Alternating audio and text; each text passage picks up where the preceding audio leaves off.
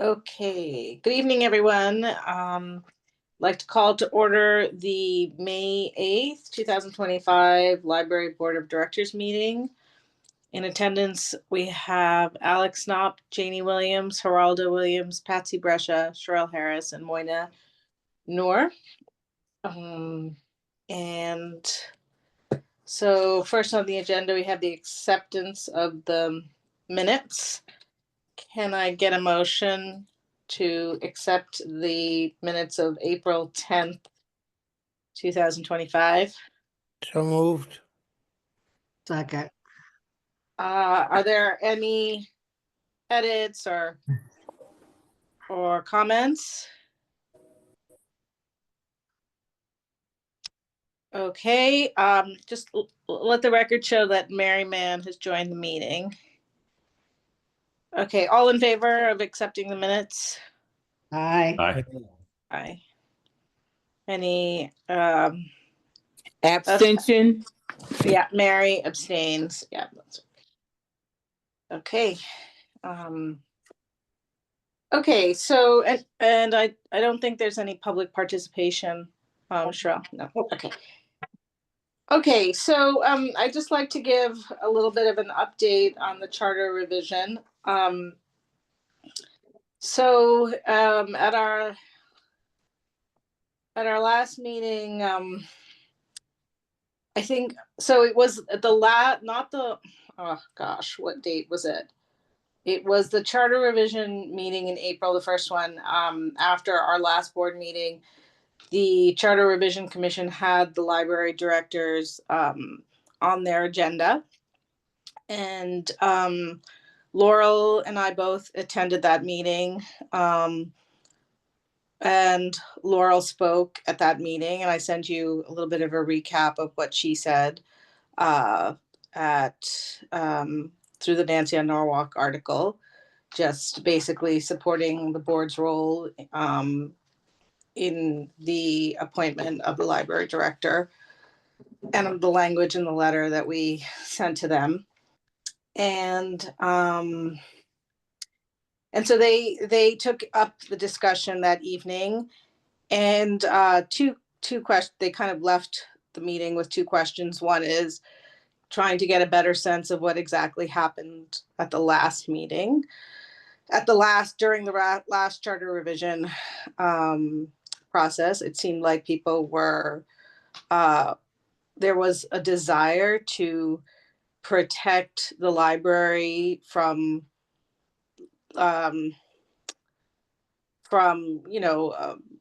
too much control by the mayor. So I think so there was like what happened last time. So that was one of the big questions.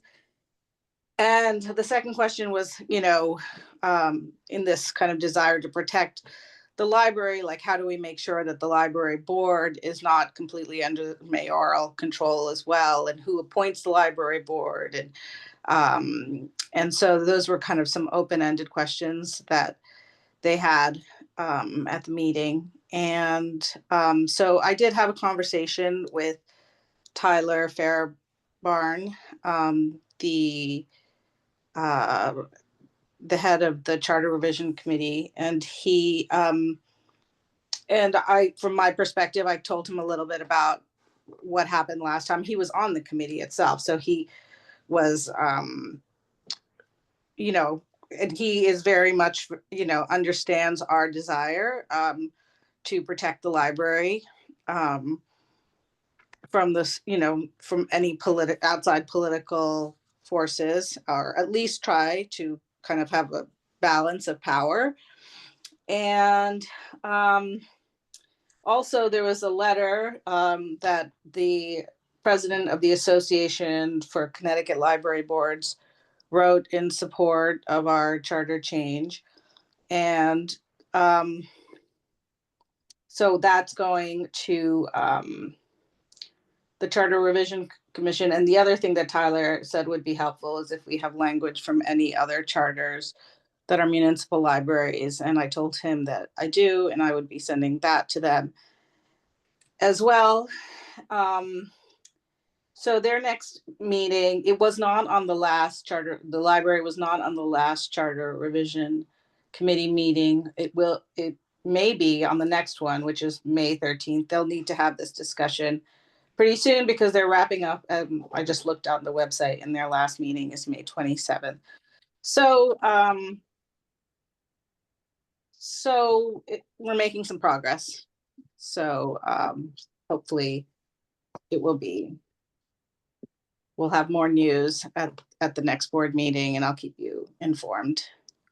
And if any of you would like to attend the next meeting, which is May 13th, I think the more people we have speaking in favor of this change, the better. So, okay, so I'm going to skip the next thing because I just really, I thought I would have a little bit more time, but don't, to talk about some next steps with the strategic and building planning. So just going to skip that over and hand it over to Sherelle. But before I do that, are there any questions or discussion on the charter revision update? Okay, so Sherelle. Good evening, everyone. Hello. Hello, thank you, Geraldo. Let me just share screen.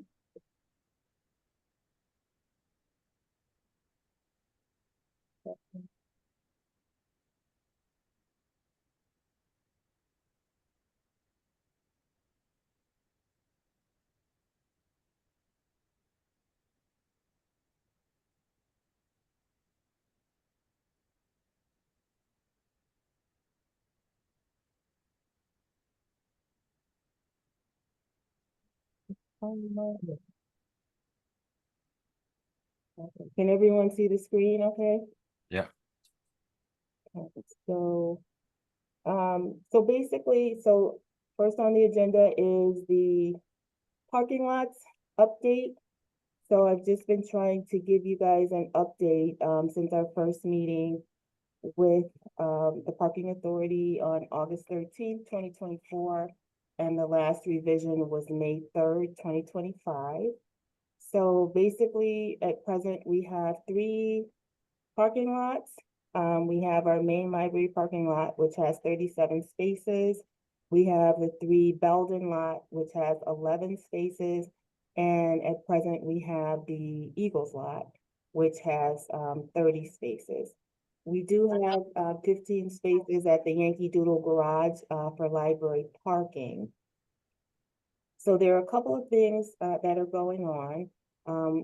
Let's do the low-hanging fruit. Some of the staff do not feel comfortable walking to the Yankee Doodle lot after hours when we're working late on Wednesdays and Thursdays. So the fix would be for them to park in the Eagles lot during the day, and then after dinner, to park in the Yankee Doodle lot during the day, and then after dinner to park in the Eagles lot. So they can walk together and just walk to the Eagles lot. In our community services meeting, people agreed with that, the mayor, Lamont, Tom Livingston, and then the executive board met and there was agreement. So I'm not sure if anybody shared that or if the rest of the board, if anybody has any comments, pro or con, for having the library staff park in the Eagles lot, during evening hours. I think it's a good idea. That also includes maintaining the same numbers that we currently have at the Eagles and Yep. no reduction in that. space, correct? I'm gonna get to that. I just Okay. wanted to see Okay. if anybody had any. Geraldo, any pros or cons? Mary? I agree also. I think it's a really good idea. I know that this has been this has been a topic of conversation for a long time about, the Yankee, the kind of concerns around Yankee Doodle. So I thought it was great. So I'm glad, everybody's on the same page. So it's always good to do something to support the staff. They do so much. And Yes. sure. And, you know, the thing is, like most of the other buildings, you know, they have their own parking lot. So I think it's great. I think it's a win-win. So to Patsy's point, so right at present, we have the 30 spaces. We were talking about the contract for next year. So that sort of coincides with, you know, with 3 Belden, with us wanting to remove the fence and address the egress issues. Initially, the Wall Street project was going to use that area for their staging right along the fence, but it was changed. They would take 13 of our spaces in the Eagles lot, which would leave us 17. So we've since learned that they are now not using those 13 spots, and they'll be using the courthouse spot for their staging. So we want to maintain those 30 spaces. If our staff, roughly 10 to 12 who work in the evenings, will use 10 to 12 spaces, that would leave space for others to park there, particularly if we have an evening program that's really popular. So that just, gives us the additional parking. Right now, I spoke to Lamont. He understands that, we do want to keep the 30 spaces. So at present, he's, I guess, speaking with Tom, and the mayor to see what we can do budget-wise. Because we budgeted for the 17 spaces, but now with the 30 spaces, so we'll find out. So can I ask a question on that? So we talked about the fact that at sometimes there's really 20 employees using the lot. And so that always needs to be brought to everybody's attention. Then that's why we should, try to keep as many spaces as we possibly can. Yeah, that was in the proposal that I sent to them. Yeah, I just wanted to get it in the record and make everybody aware of that so that we keep the full contingent at the Eagles For sure. as well as the Yankee Doodle and our own lot. Great. Thank you. And so for the updates, the striping has been done. So I'll scroll down. So we were interested in having the striping done as well as signage. And so you can see what it looked like here. Things were fading.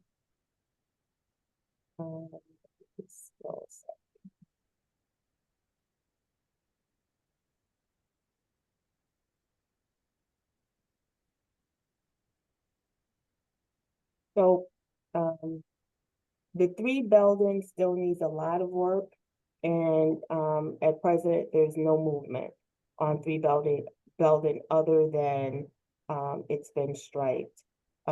This is one car, but I have another where I've been trying to take pictures, if I can, of cars that are exiting the wrong way out of the 3 Belden lot, and there are several that not cause accidents, but can cause accidents if we don't just do some directional signing. And I know that was Ralph's big push to have an in and an out. And now that the city has taken ownership of the building, to have, a sign that says that library parking is in that lot. So that was. So what do you think, because I know we were in a meeting with Brian and Rocky and they heard us, and so they did, but I think what really happened is that they weren't sure who's supposed to be doing what for 3 Belden. So the last update that I got as far as the fencing and the egress is that Neil would be handling that. And Lamont and I have a meeting with him next week. It looks like it possibly will be Monday. That looks like that's the best day for everyone. So we'll see. But Neil wouldn't be doing the directional signage, right? He should not be. So when I spoke to I think it was Brian. I know the holdup with Eagles is they want to wait to see how many spaces we're going to have before they before they put up the signs, that library parking signs.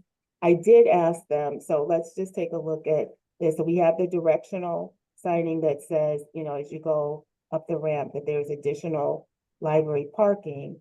And then as you go out, it's to the right for Eagles, there's a sign Oh, for right, yeah. additional library parking. However, when you get out, you don't know where the additional parking is. So I did ask if they could put, a sign here that says, library parking. So that should satisfy that. I think the sandwich boards look a little chintzy. We don't even know what happened to the one that was there. And then if there's wind and that sort of thing, it can blow. So I think, for efficiency, if we can put a sign that just says, library, additional library, or library parking, then that sign, once people get out, they can see where the additional parking is. So that was my request. So they did stripe, so it looks nice. That looks good. It looks very good. And I see that they also did next door as well. So, and I didn't go over, I just took the picture over the fence. So basically, and I just, put in my report that per Alex's recommendation, we still need to meet with the parking authority to revisit having their department take over the library lots again. And I know, Moina, you and I have sent emails, so I guess maybe we need to start sending them daily now. Yeah, See if we can definitely follow up. Yeah, and then I proposed, as opposed to having that gate, which was just horrendous, that if the parking authority is monitoring the lots, they'll remain free of charge, obviously, for the allotted time, whether it's 3 hours or 4 hours. And thereafter, tickets will be given to those who overstay the allotted time. And I noted that the fence removal and the egress issues still not been taken care of. We did roll over that money from the 2020, I'm sorry, it should have been 2023-24 budget, to pay for this. And the parking authority says now this is Guardian. And as I mentioned, we will be meeting with Neil next week. I'll follow up with Rocky and Brian to see what's going on with the directional signage at 3 Belden.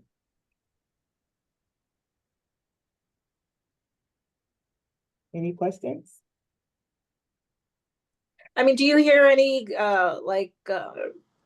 complaints or anything about parking from our patrons? Like, are you hearing anything anecdotally that's coming to you, or are people are there usually spaces and most people kind of satisfied?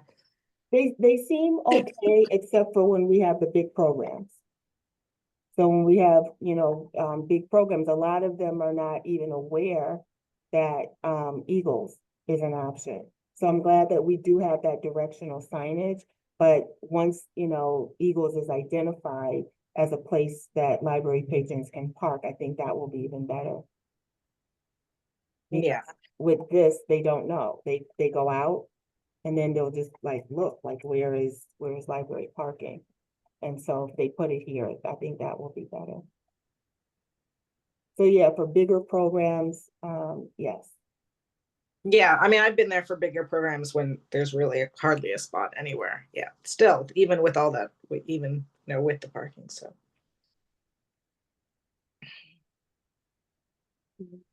I just have a comment on that area, and this is a small thing, but all of the tape is still on the sidewalk from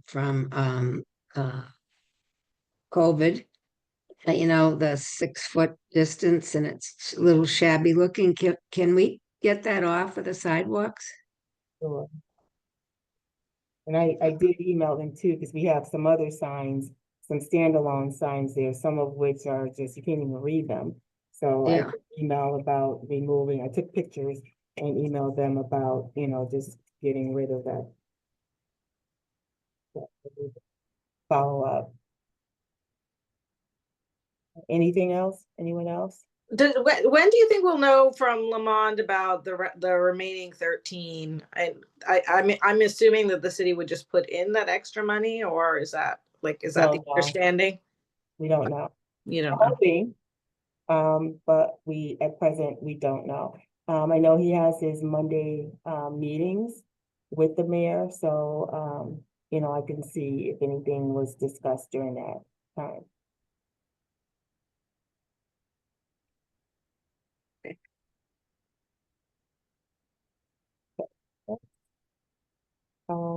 The landscaping, so there was money put in the budget for, library landscaping at both libraries. Let's see, so, snow removal, originally Seaman Construction was going to handle that, but at present, or later it was decided that, DPW would do the snow removal for our parking lots.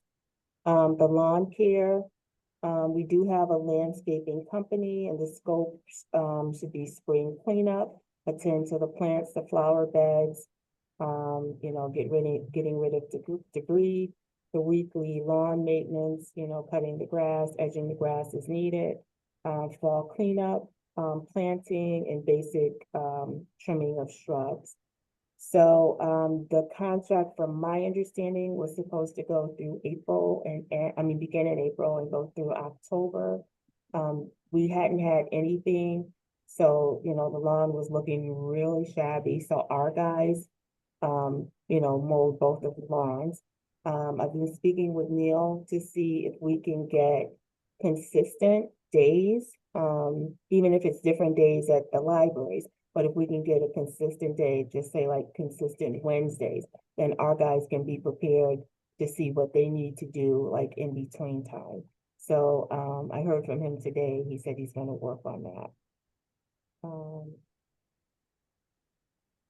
So it's May 8th and they haven't come out at all yet? And we're paying them. We haven't been invoiced yet. But the contract is, So yes, it's supposed to go April through October. So that's when before we start getting complaints, our guys just went ahead and did the lawn. And I believe they did it today at the main library. Sono's looking a little shabby, with the grass grown there too. So I'm hoping by next week, we will have some kind of a schedule.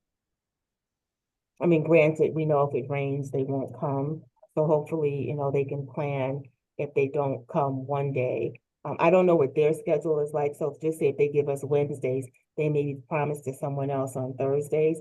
But if we can get a rain date, or that they will take care of us during that week, should it rain on the day they're coming, that would be great for me.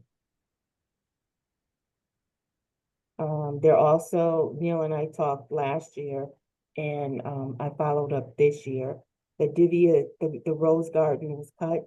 We have just been infested with mosquitoes, and for some reason, that bush by the closest to the building was horrendous. So we talked about replanting the bushes, because I know, we're all emotionally tied to that garden. So that's something that's on the radar as well. And then speaking of the mosquitoes, they've already started, and it's just, for the last 2 years, they've just been horrendous. We've had staff members who've been bitten 12 times in a day, in a row.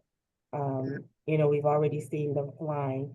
The company that we're using is they're not great. And so I just don't think throwing money at them to do a job that's not working is any good. So I did speak to Neil, and he identified, let's see, another company.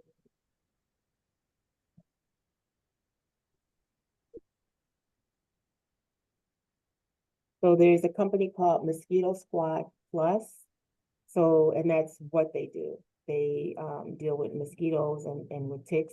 So they will work with us. They will begin Tuesday, May 13th. And they do, I think, like kind of a fogging type thing, but it'll be regular. It won't be once a month, so they'll do like once every 3 weeks. He's already gotten clearance from the health department, which is a good thing. So they'll start on Tuesday, May 13th. Thereafter, it'll be Thursdays like June 5th, June 26th, July 17th. And so I'm really looking forward to that because I mean it's so bad that they even make it up to the second floors, to our and the top floor. So it was just horrendous. So looking forward to some relief this summer. Yeah. Sherelle, are other city buildings experiencing the same thing? I thought that I heard the health department say yes, because that's why I included them on the email. So they may be talking about other buildings. Neil said the buildings that he operates are not experiencing it. I know Sono isn't, but they don't have much grass down there, so they have not. Sono has not, but the main has been bad. And then on the north entrance where the sliding doors are, it just seems to hold moisture over there. And when you come in, when you walk through the bushes to come in, and then when you get to the sliding door, it's just, they just swarm.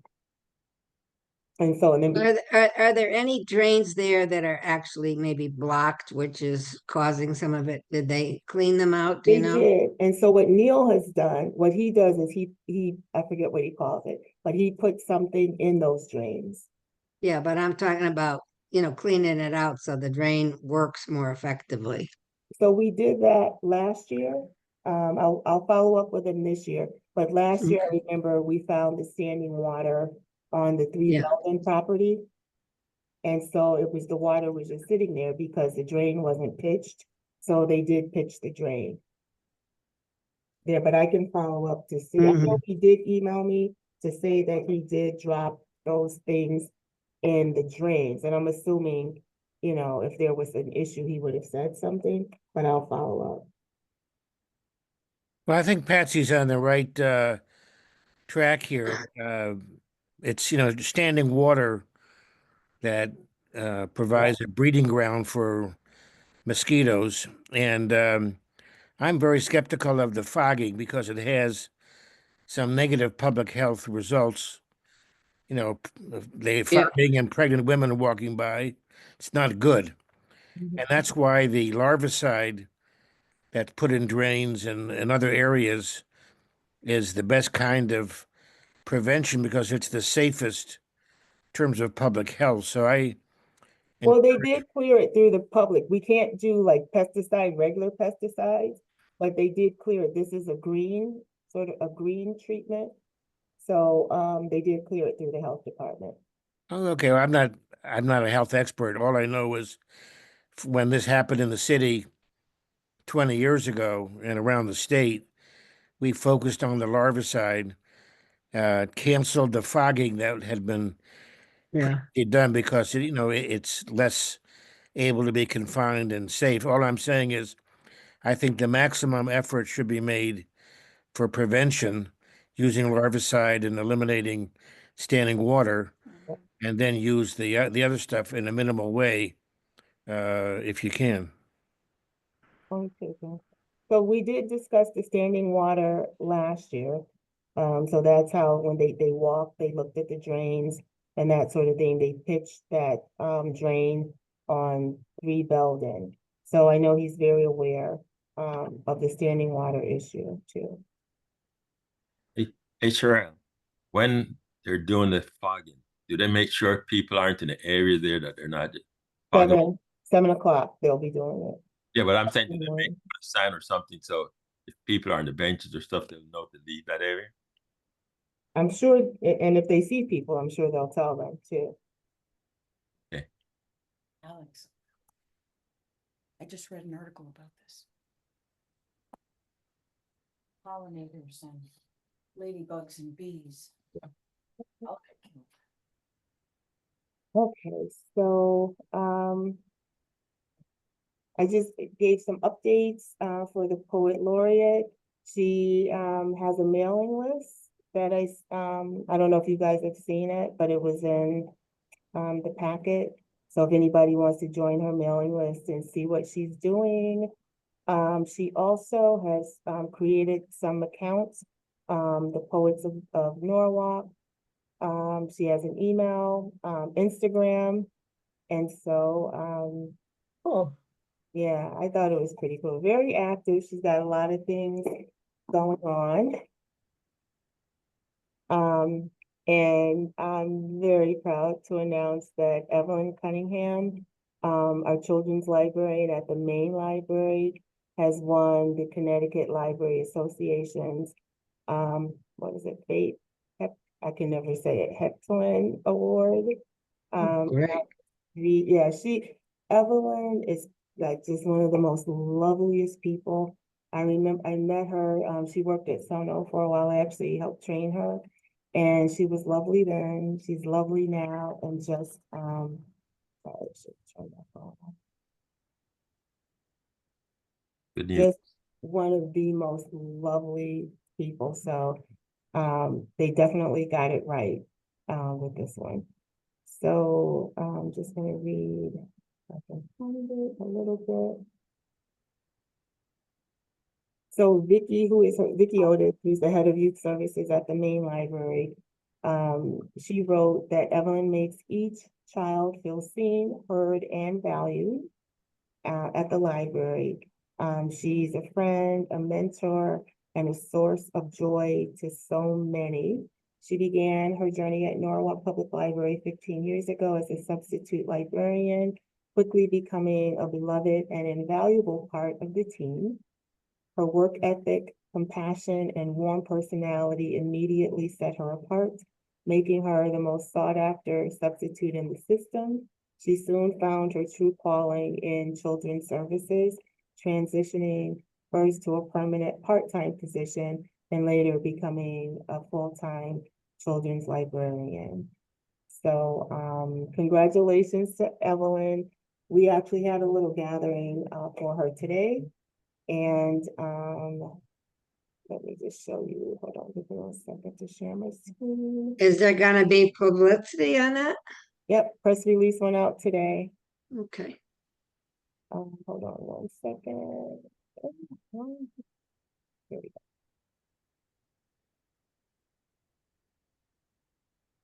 go. Can you see the screen? aw.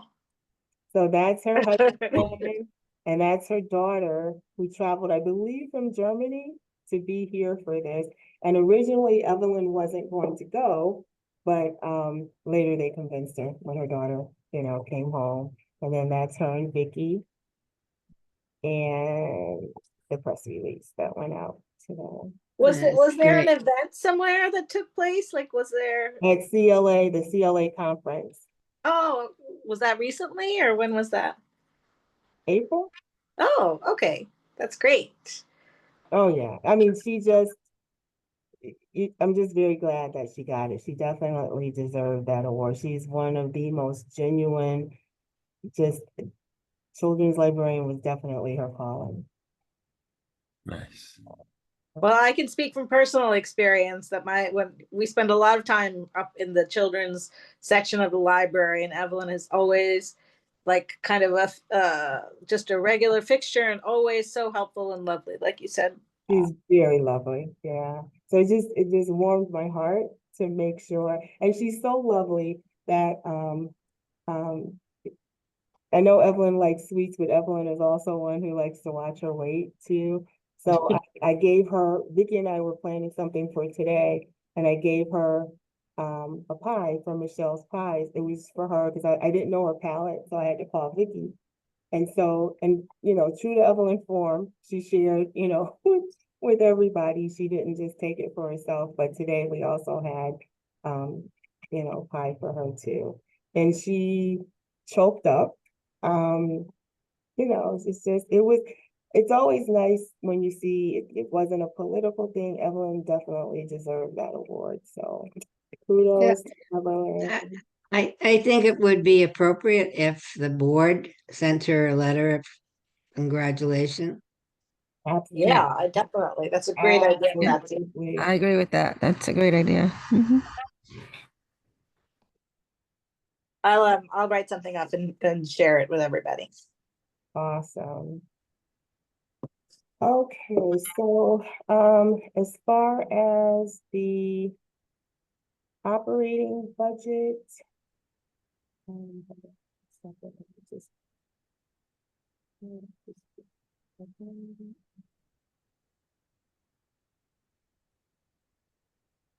Oh,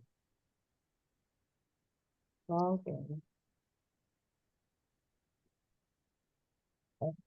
So I sent that out ahead of time. I just want to make sure I have the right page number 10. Um.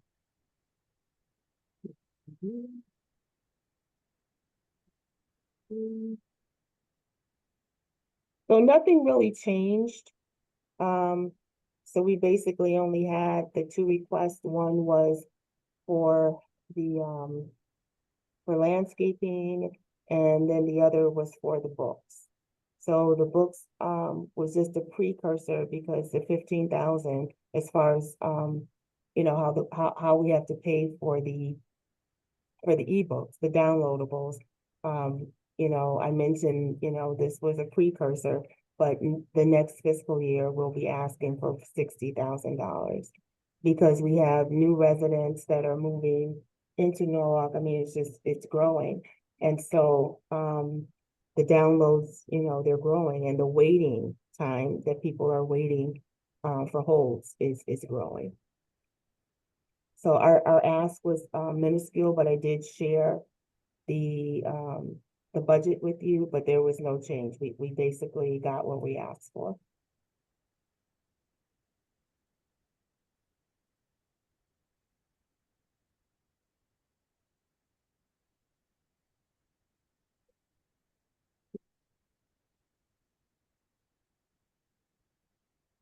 Capital budgets.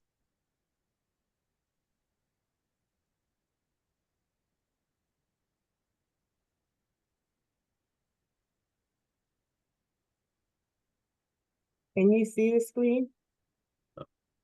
No, Okay.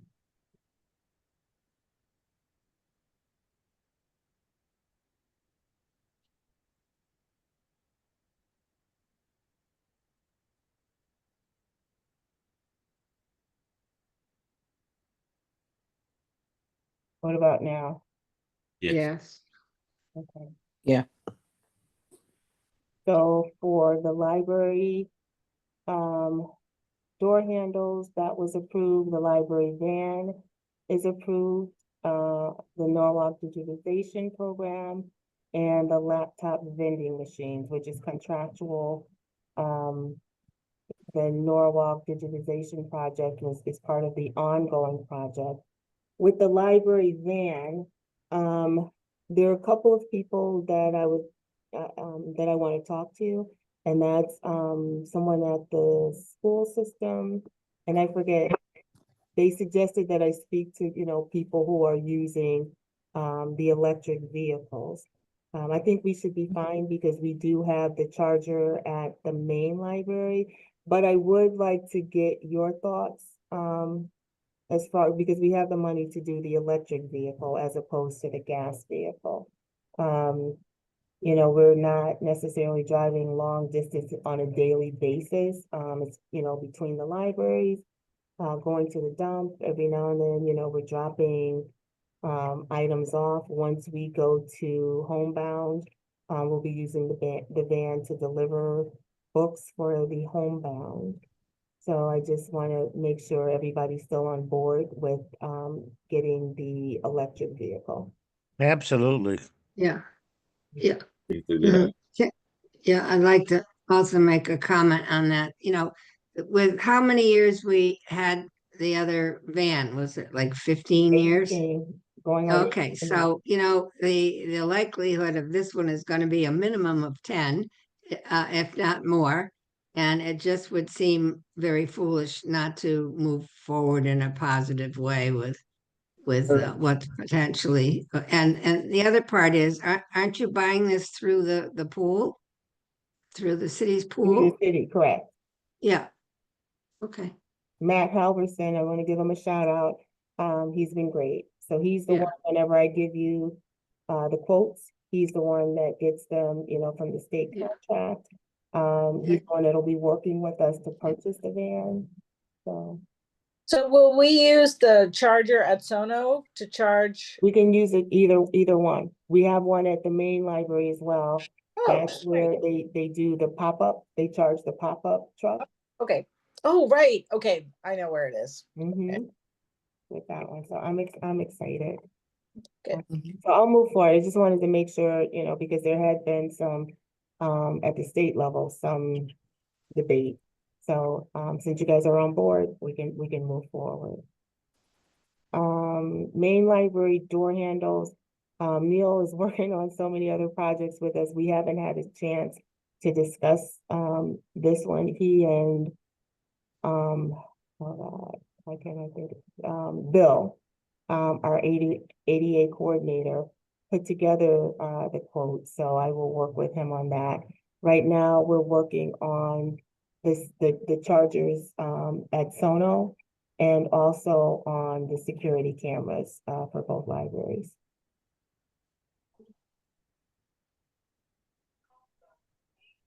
So Cheryl, I had a question. So I think when one of our conversations with Neil, he had talked about something about the roof, and so that is that part of Guardian's budget? It's That's not part of. part of their budget. So, That's part of their yeah, that one, and thank you for saying that, because he's already started getting quotes for both libraries, for roof replacements. And, the other thing that's in his budget is the elevator cab replacement. And so those are both scheduled for this year, Yes, this coming year, the elevator cabs and the roof. correct. Well, just the one at Tono is fine. It's the one at the main library that really needs to be updated. Yeah, it does. So, yeah, but those are in his budget. Mm. And I think that was pretty much, let's see if I have anything else.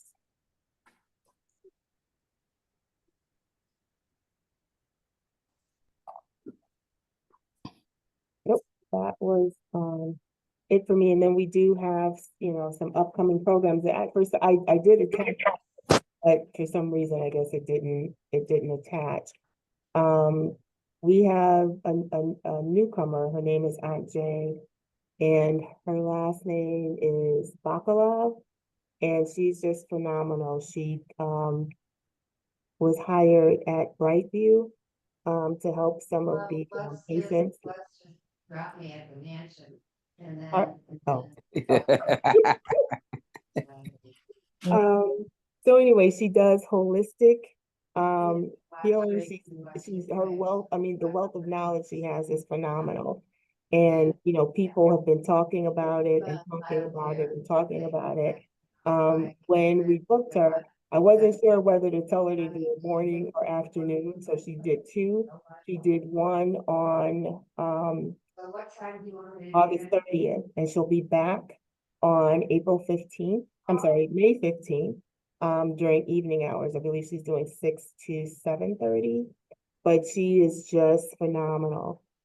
Just in her knowledge and talking about gut health, and now the big thing is parasites, talking about cleansing, and just a wealth of knowledge. And then James Walker, who was a former editor, city editor for The Hour, and also now a retired city editor for the New Haven Register, has written a book. And let me just see if I can pull up his flyer. Give me 1 second.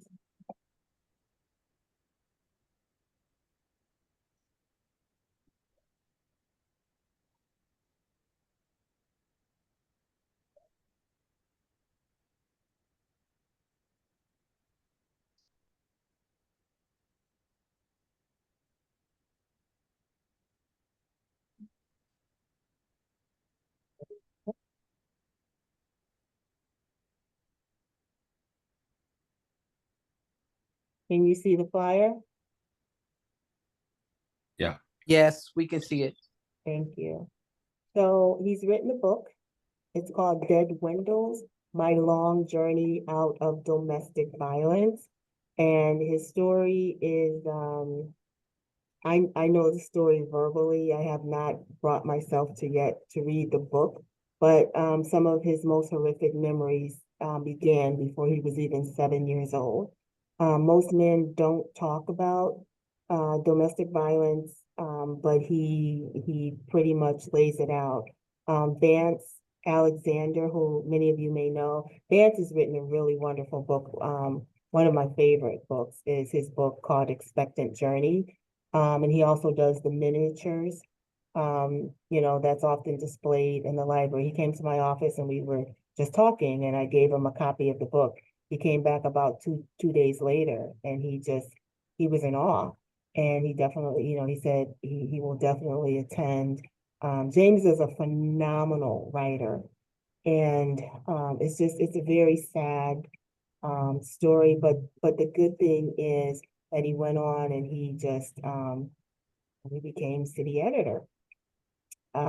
Just want to share a little bit about my screen. Will let me.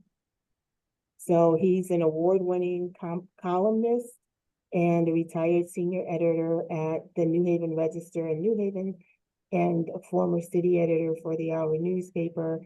He hosts the weekly podcast, Real Talk, Real People, which centers on issues affecting the Black community. He attended East Tennessee State University and was the first African-American man to intern with the Special Assignment Unit at CNN.